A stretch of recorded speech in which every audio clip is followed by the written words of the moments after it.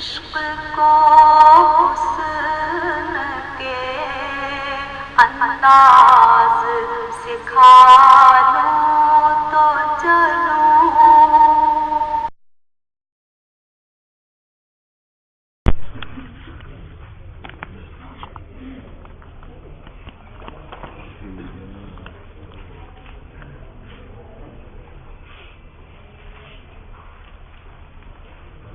مسئلہ یہاں سے ہے.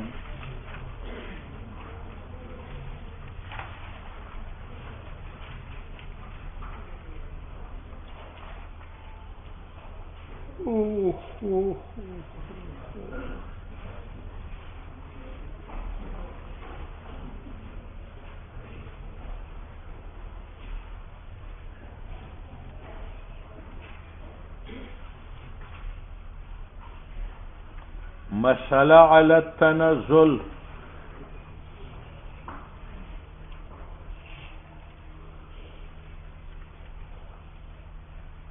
شاب بشرا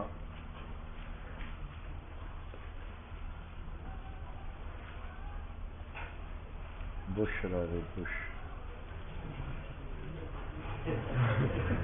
نہیں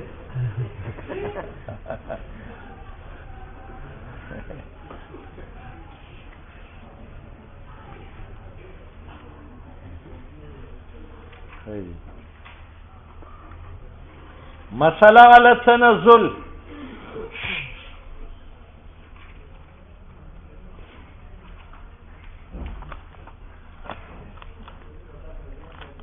دو منٹ کے لیے سمجھو. اشاعرہ کے نزدیک تمام احکام شرعی، تمام احکام شرعی، اور معتزلہ کے نزدیک تمام احکام عقلی، تمام احکام عقلی. اب اشاعرہ معتزلہ کو کہتے ہیں کہ ہم تنزل کرتے ہیں، یعنی اپنا دعویٰ چھوڑتے ہیں کہ تمام احکام شرعی نہیں، لیکن پھر بھی ایک حکم ایسا ہے کہ وہ شرعی ہے. وہ کیا ہے؟ کہ شکر المنعم واجب. یہ وجوب شکر کا حکم ہے اور یہ شرعی ہے. یہ کون کہتا ہے؟ اشاعرہ. کن کو کہتے ہیں؟ کہ اگر ہم آپ کے ساتھ تسلیم کریں کہ تمام احکام عقلی ہے، لیکن ایک معتزلہ تم پھر بھی مانو گے کہ ایک حکم ایسا ہے جو کہ شرعی ہے. وہ کیا ہے؟ وجوب شکر کا. شکر المنعم واجبن.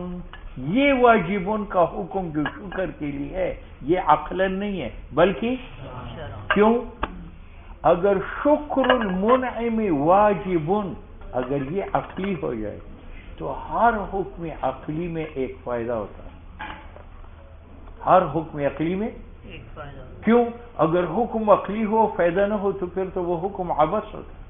تو ہر حکم عقلی میں کیا ہوگا؟ تو اگر شکر کا وجوب عقلی ہو جائے تو اس شکر میں فائدہ ہوگا. اب فائدہ خدا کا ہے یا بندے کا ہے؟ اگر آپ کہتے ہیں خدا کا فائدہ ہے تو یہ بات تو غلط ہے. خدا تو ہم سے فائدہ لیتا نہیں ہے نا، وہ محتاج. اور اگر آپ کہتے ہیں کہ شکر منعم میں بندے کا فائدہ ہے تو دنیا میں ہے یا آخرت میں؟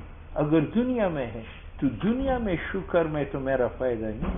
شکر تو یہ ہے کہ میں ساری رات عبادت کروں اور ہر دن روزہ رکھوں، کہ اللہ کا شکر ادا کروں کہ اس نے مجھے آنکھ دماغ دیا ہے.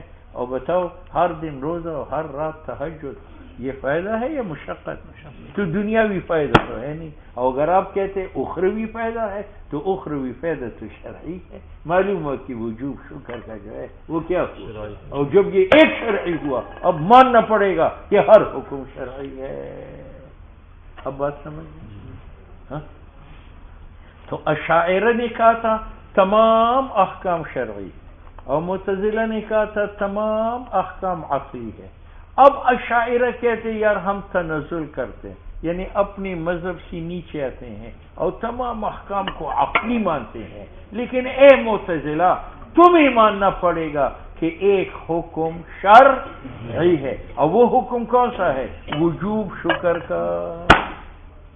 وجوب اللہ نے مجھے سب کچھ دیا ہے، اب شکر کیا ہے کہ میں رات تہجد پڑھو، دن کو روزہ رکھوں، اب یہ شکر کا وجوب مجھ پر ہے، تو یہ شرعی ہے یا عقلی ہے؟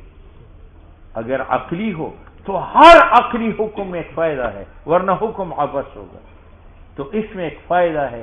اب بتاؤ فائدہ خدا کا ہے میری تہجد میں یا میرا ہے؟ اگر خدا کا ہے وہ تو غلط ہے، میری تہجد سے خدا کو ذرا پر بھی نہ پوچھو، ٹھیک ہے، تو یہ تو غلط ہے۔ اگر میرا فائدہ ہے تو دنیا میں فائدہ ہے یا آخرت میں؟ اگر دنیا میں فائدہ ہے تو بالکل شکر میں میرا دنیاوی فائدہ نہیں ہے، فائدہ ہے یا مشقت؟ اور اگر تو آخرت کیا ہے؟ سمعی ہے، تو وجوب شکر کا کیا ہوا؟ اور جب یہ ایک وجوب شرعی ہے تو صلاۃ کا وجوب بھی شرعی ہے، تو زکوٰۃ کا بھی شرعی ہے، تو حج کا بھی شرعی۔ بات سمجھ میں آ گئی؟ مسئلہ یعنی یہ مسئلہ اشاعرہ کا ہے علی سبیل التنزل، کہ اشاعرہ اپنی مرتبہ سے نزول کر کے تمام احکام کو عقلی مانتے ہیں۔ وہ کہتے ہیں شکر المنعم لیس بواجب عقلا، شکر منعم کا عقلی واجب نہیں ہے بلکہ شرعی ہے۔ بات سمجھ میں آ گئی؟ خلاف للمعتزلہ واستدل، اور اشاعرہ کی طرف سے دلیل پیش کی گئی ہے بأنہ شکر لو وجبہ، اگر واجب ہو جائے عقلاً وجب لفائدۃ، وہ کسی نہ کسی فائدہ کے لیے واجب ہوگا عقلاً، کیونکہ بغیر فائدہ کے حکم عطیہ بس ہے۔ اب یہ فائدہ یا خدا کا ہوگا یا بندے کا، ولا فائدہ لہ تعالی، اللہ کا تو میری شکر میں فائدہ نہیں ہے، لتعالیہ عنہا، کیونکہ اللہ تعالیٰ بلند شان ہے فائدہ لینے سے، ولا للعبد، اور عبد کا بھی فائدہ نہیں ہے، کیونکہ عبد کا فائدہ دنیا میں ہے یا آخرت میں؟ اگر دنیا میں ہے تو شکر کے اندر شاکر کا دنیا میں فائدہ ہے یا مشقت ہے؟ مشقت ہے۔ ولا للعبد، عبد کا فائدہ نہیں ہے، دنیا میں کیوں نہیں ہے؟ فلأنه مشقت، شکر کرنے میں شاکر پر مشقت ہے، دن کو روزہ، رات کو تہجد۔ واما فی الآخرہ، اگر آپ کہتے ہیں بندے کا فائدہ آخرت میں ہے، نو فلأنه لا مجال للعقل فی ذلک، وہ تو عقلی نہیں ہے، وہ شرعی ہے، تو وجوب شکر کا شرعی ہوا۔ اور یہ اشاعرہ کا مذہب تھا، تو وجوب صلاۃ کا بھی شرعی ہے، تو حج کا بھی شرعی ہے، تو زکوٰۃ کا بھی شرعی ہے۔ اقول، یہ اقول و اعتراض اس پر ہے، اما فی الآخرہ فلا مجال للعقل، لا، اس پر اعتراض ہے۔ اقول کہتے ہیں اشاعرہ نے بڑی غلط بات، اشاعرہ نے پہلے تنزل کیا، تنزل کا معنی کیا جمیع احکام کا عقلی ہونا ثابت کیا سوا وجوبی شکر، تو وجوبی شکر کے علاوہ تمام احکام کو عقلی تسلیم کیا، اور تمام میں آخرت بھی ہے تو آخرت کو عقلی تسلیم کیا، اور اب کہتے ہیں لا مجال للعقل ذالک، عقل کے لیے مجال نہیں ہے، تو یہ تناقض ہے یا نہیں؟ یہ معنی ہے اقول، میں کہتا ہوں بعد تسلیم ما ادعا المعتزلہ، بعد اس کی کیا شاعرہ نے تسلیم کیا وہ عقلیت جو معتزلہ نے دعویٰ کیا تھا، جیسا یہ معنی ہے تنزل کا کہ شکر منعم کے علاوہ تمام عقلی ہے، تو تمام میں خیرت بھی ہے، وہ بھی عقلی ہے۔ پھر قول کرنا کہ لا مجال للعقل، مشکل ہے نا؟ رد ہوا یا نہیں ہوا؟ اعلی، یہ دوسرا رد ہے۔ دوسرا رد یہ ہے کہ شکر منعم کا واجب عقلاً ہے، معتزلہ جواب دے سکتے، اور اگر آپ کہتے ہیں کہ وجوب عقلی لی فائدتین ہے تو میں کہتے اس میں فائدہ ہے۔ آپ کہتے ہیں خدا کا ہے یا بندے کا، میں کہتا ہوں بندے کا۔ آپ کہتے ہیں دنیا میں یا آخرت میں کہتا ہوں دنیا میں۔ اگر آپ کہتے ہیں دنیا میں مشقت، تو میں کہتی ہوں مشقت منافی فائدہ کے ساتھ تو نہیں ہے، مشقت بھی ہے اور فائدہ بھی ہے۔ ان المنایا علی متن البلایا، وہ آدمی مقاصد تک پہنچتا ہے جو مصائب پر سوار ہوتا ہے۔ اللہ نے بھی فرمایا والذی جاہدوا فینا لنہدینہم سبلنا من طلب العلا سہر اللیالی۔ ٹھیک ہے، تو دوسرا رد اشاعرہ پر کرتا ہے کہ شکر کا وجوب عقلی ہے، اور اگر آپ کہتے اس میں فائدہ خدا کا ہے یا بندے کا، میں کہتا ہوں بندے کا. اور اگر آپ کہتے دنیا میں یا آخرت میں کہتا ہوں دنیا میں. اور اگر آپ کہتے دنیا میں مشقت ہے تو میں کہتا ہوں مشقت بھی ہے فائدہ بھی ہے. مشقت اور فائدہ میں منافعات ہے یا مشقت ذریعہ ہے فائدہ کا؟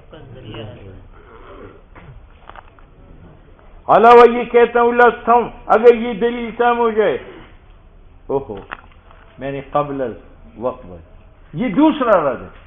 دوسرا رد یہ ہے کہ آپ نے کہا تھا کہ شکر واجب ہے شرعاً، عقلاً نہیں ہے. کیونکہ اگر عقلاً ہو جائے تو اس میں یا خدا کا فائدہ ہوگا یا بندے کا، خدا کا نہیں. بندے کے یا دنیا میں آخرت میں، دنیا میں نہیں، اور آخرت شرعی. تو یہ دلیل تو پھر اس میں بھی جاری ہوتا ہے کہ صلاۃ جو ہے یہ واجب عقلاً نہیں ہے. کیونکہ اگر واجب عقلاً ہو جائے تو اس میں یا خدا کا فائدہ ہوگا یا بندے کا، خدا کا نہیں ہے. بندے کا یا دنیا میں یا آخرت میں، دنیا میں نہیں ہے مشقت ہے، آخرت شرعی ہے. تو پھر صلاۃ کا وجوب تم نے شرعی مانا. اور پھر کیا کہا تھا؟ تمام عقلی ہے سوا شکر کی. علاوہ یہ کہتا ہوگا یہ دلیل تام ہو جائے، یہ مستلزم ہوگا عدم وجوب مطلقاً تمام احکام کا. حالانکہ ظاہر یہ ہے کہ کلام خاص شکر میں ہے، بات تسلیم مطلق کے.